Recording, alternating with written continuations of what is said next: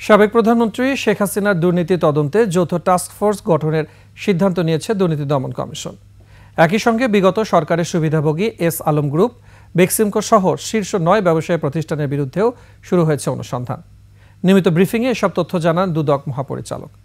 এছাড়া শেখ হাসিনার ভাতিজা ফরিদপুরের সাবেক এমপি নিক্সন চৌধুরী ও তার স্ত্রী তারিন হোসেনের ব্যাংক হিসাবে ৩,১৬২ কোটি টাকার অস্বাভাবিক লেনদেন এবং ১৯ কোটি ২৯ লাখ টাকার অবৈধ সম্পদ অর্জনের অভিযোগে 2টি মামলা দায়ের করেছে দুদক। তানজিলা তাসনিমের রিপোর্ট।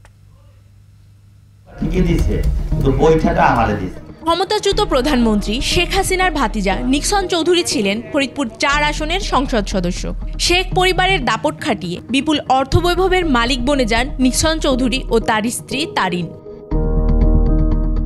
পট পরিবর্তনের পর এবার সামনে আসলো তাদের দুর্নীতির চাঞ্চল্যকর সব তথ্য।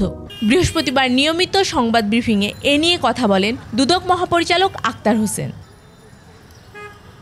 এ সময় ফরিদপুর 4 আসনের সাবেক সংসদ সদস্য নিক্সন চৌধুরীর অনিয়ম দুর্নীতির বিষয়ে তথ্য দেন দুদক মহাপরিচালক। বিভিন্ন অনিয়ম ও দুর্নীতির মাধ্যমে 11 কোটি টাকারও বেশি জ্ঞাত আয় বহির্ভূত সম্পদ অর্জন এবং 55টি ব্যাংক হিসাব ব্যবহার করে 1402 কোটি টাকারও বেশি অস্বাভাবিক লেনদেনের মাধ্যমে মানি লন্ডারিং সংক্রান্ত অপরাধের দায়ে একটি মামলা রুজু করা হয়েছে।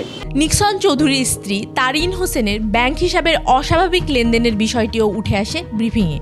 8 কোটি টাকারও বেশি জ্ঞাত আয় বহির্ভূত সম্পদ অর্জন এবং 17টি ব্যাংক হিসাব ব্যবহার করে 1760 কোটি টাকারও বেশি অস্বাভাবিক লেনদেনের অভিযোগে তারিন হোসেন ও জনাব মুজিবুর রহমান চৌধুরীর বিরুদ্ধে একটি মামলা রুজু করা হয়েছে।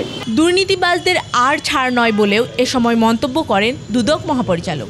এর বাইরেও দেশে এবং দেশের বাইরে যদি আরও স্থাবর অস্থাবর সম্পদ পাওয়া যায় তাহলে এবং আরও কারো সংশ্লিষ্টতা যদি পাওয়া যায় তাহলে এই মামলার সাথে সেগুলো অন্তর্ভুক্ত হবে। তানজিলা তাসনিম, 21 টেলিভিশন, ঢাকা।